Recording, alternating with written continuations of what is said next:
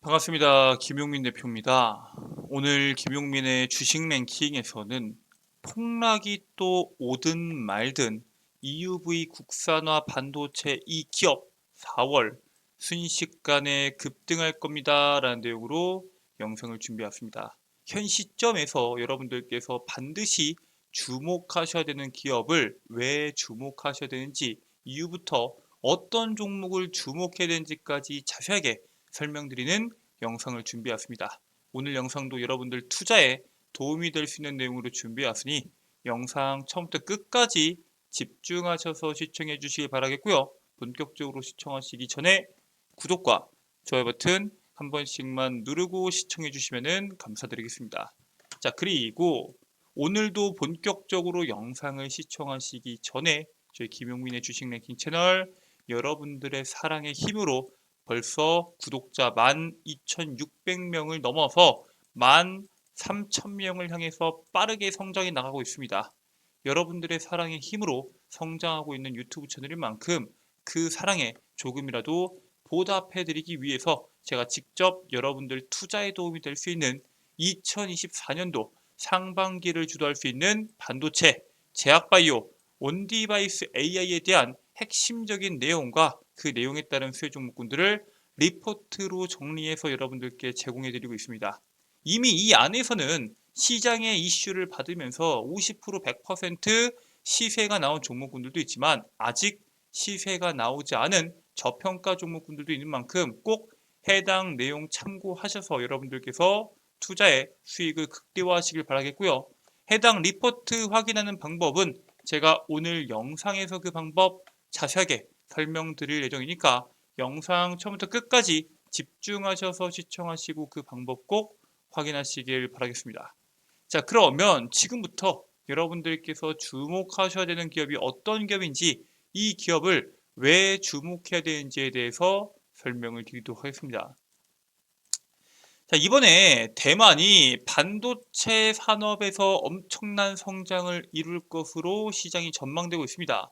TSMC의 본사가 있는 대만은 올해 반도체 산업에서 생산 이익이 무려 178조 원에 육박할 것으로 전망이 되고 있습니다. 일단 그 분야에서 당연히 높은 분야는 TSMC가 메인이기 때문에 파운드리 매출이 15% 증가한 2조 4천억 달러, 약 하나로 100조 원이 넘어설 것으로 보고 있고요. 메모리 분야에서도 전년 대비 20% 늘어난 실적이 발생할 것이다 라고 보고 있습니다.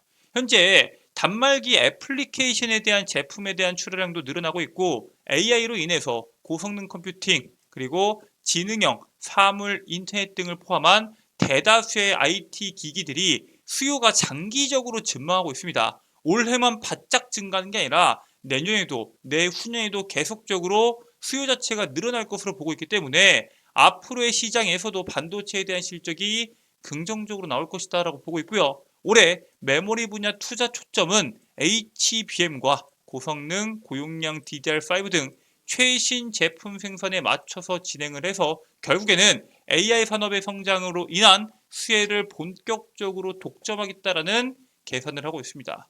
자, 대만 같은 경우에는 사실 우리나라에 비해서 시장에 대한 시가총액 규모나 혹은 실적 자체가 많이 밀렸었습니다. 10년 전까지만 해도요. 하지만 지금은 우리나라를, 한국을 이미 추월한 상태입니다. 지난 10년 새 한국 시가총액 100대 기업의 시가총액과 영업이익이 대만의 100대 기업에게 역전을 당합니다. 일단 대표적으로 TSMC가 삼성전자의 시가총액뿐만 아니라 영업이익을 모두 앞지른 것이 가장 큰 영향을 줬다라고 평가를 하고 있고요.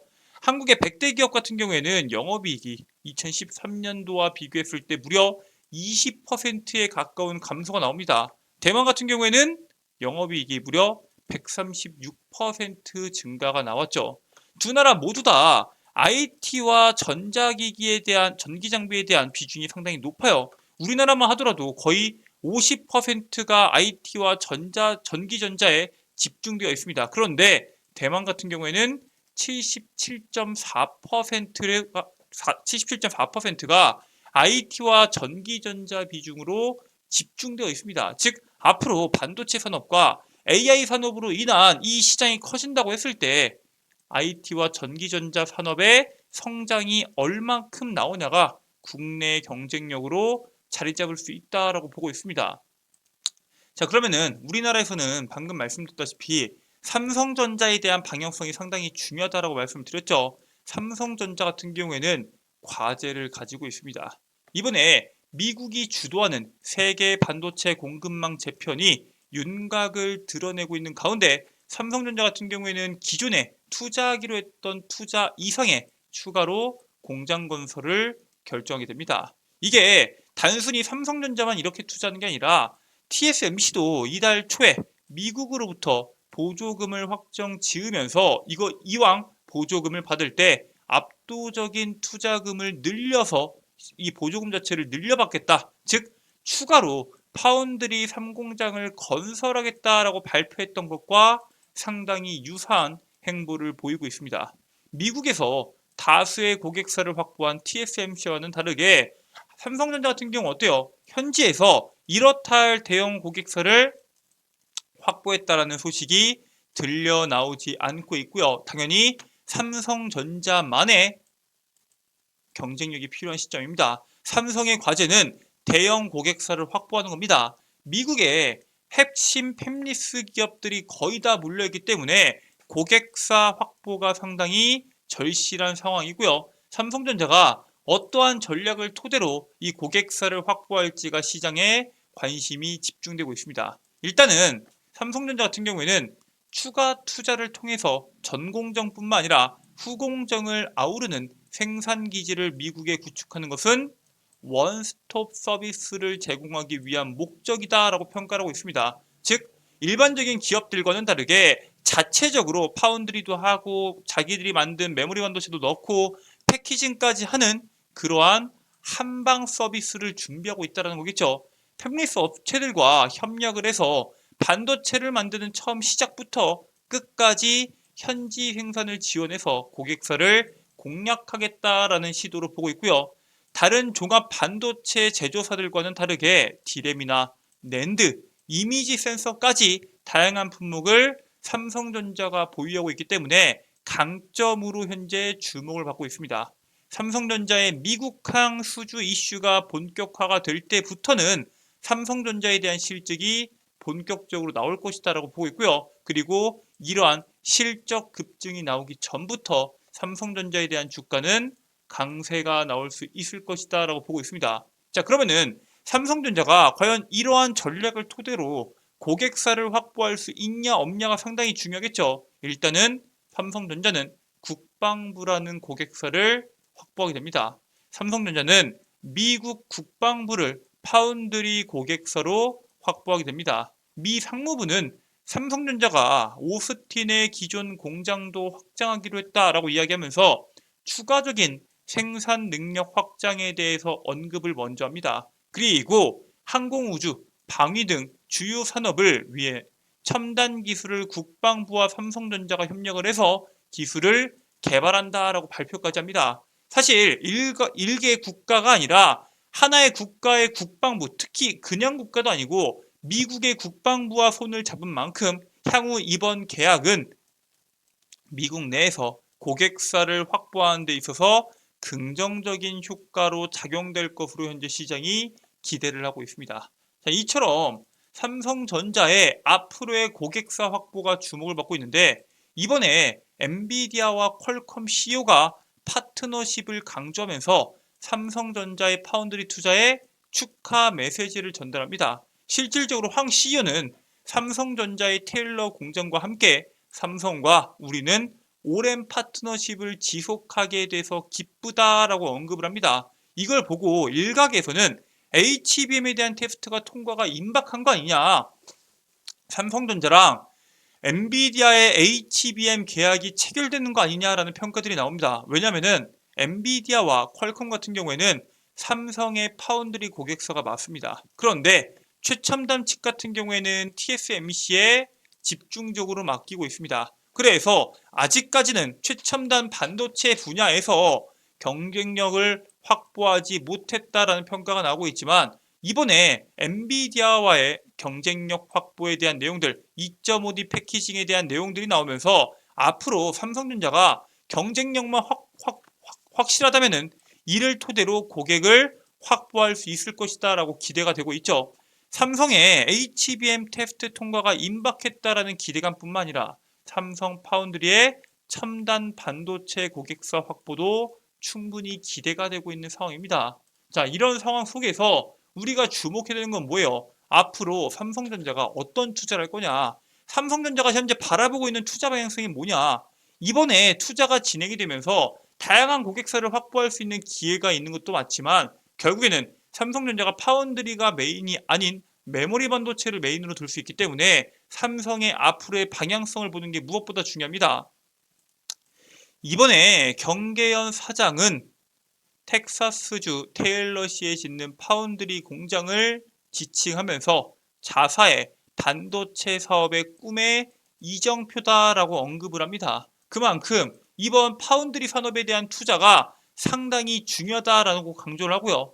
삼성의 반도체는 지구상에서 가장 작고 최첨단 컴퓨터 칩을 만들어 세상을 연결하겠다라는 목표를 가지고 설립이 됐다라고 이야기를 했는데 이제부터 이번에 테일러시에 짓는 파운드리 공장으로 인해서 꿈이 막 시작된다라고 강조합니다. 그러면서 삼성전자가 현재 파운드리 산업에 얼마나 집중하고 있고 얼마나 진심인지에 대해서 언급이 나오죠. 미국 현지에서는 파운드리 업계의 경쟁사들과 경쟁이 한층 더 치열해질 것이다 라고 예상하고 있고요. 삼성전자 같은 경우에는 2나노 공장을 TSMC 추격을 위한 승부처로 보고 있습니다. 실질적으로 TSMC와 삼성전자와의 격차가 1년에서 많게는 3년까지 난다라고 이야기하고 있는데 이번 2나노 공정을 토대로 TSMC를 따라잡는 게 아니라 역전할 수 있는 기회가 올 것이다 라고 삼성전자는 생각을 하고 있는 거죠. 2나노 공정이 첨단 공정 기술의 격전지가 될 것이다 라고 전망이 되고 있는데 실제로 AI, 고성능 컴퓨팅, 자율주행차 등 첨단 산업의 성장과 함께 맞물리면서 2나노 반도체 경쟁이 본격화가 되고 있습니다.